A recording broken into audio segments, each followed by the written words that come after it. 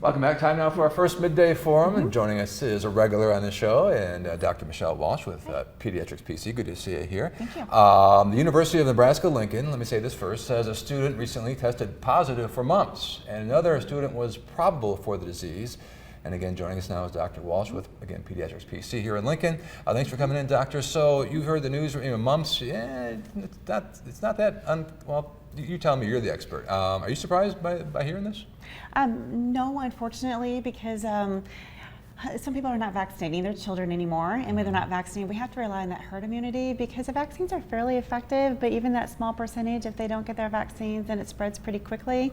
Plus, it's a very contagious disease. Now, for those who, I don't think I had the mumps. I may have a long time. I can't remember. But go through the symptoms and what it is and what causes it. So essentially, it starts off more almost like flu symptoms, where you have a little bit of fever. Many people will have some muscle aches, a headache. There might be a little bit of nausea there, and they just don't feel very good. And after a few days, a lot of people will get those swollen salivary glands, and they get the big cheeks there then too. Chipmunk cheeks. Yes. That's the telltale sign. Yes. Okay. And all right. So let's say we're showing some. That looks like a case of right there. I don't know what I'm looking at there, but it's a virus, right? Yes. And how do you get it?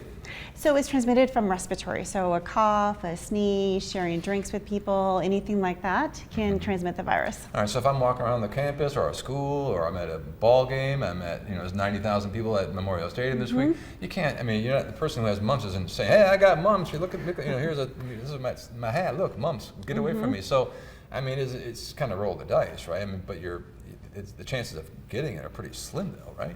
Well, I would hope so. And if anyone is sick, then I would want them to stay at home and maybe just not try and spread those germs at all. Whatever everyone else can do to wash their hands quite a bit, that's important then also. Or if you think that you might have the mumps, then you just need to see your doctor and get checked. Now, the original signs you mentioned, if you start to feel nausea, you got the fever, you said, I think, right? Yes. That can be it can be a lot of things. A lot of things, right? Yes. So what point do you go, this is more than just a lot of things?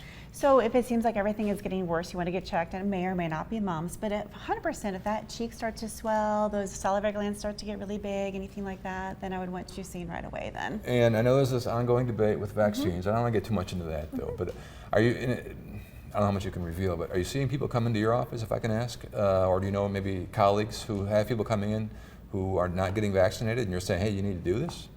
Yes, I think we've all seen some people that just don't want to get their vaccines, and the vaccines are safe. They've been around for a very long time. They've done lots of studies on those, and if you look back in history, I always tell people to read a history book. Yeah. Because you can kind of look back to when we used to see a lot of mumps, measles, the people that died from the measles and the mumps, but even the polio, all those iron lungs that you saw at the hospital and that type of thing, and we certainly don't want to see a resurgence of any of that. No, absolutely not. Okay. Well, we're going to hold Dr. Walsh over for a little bit because coming back after the break, we're talking allergies.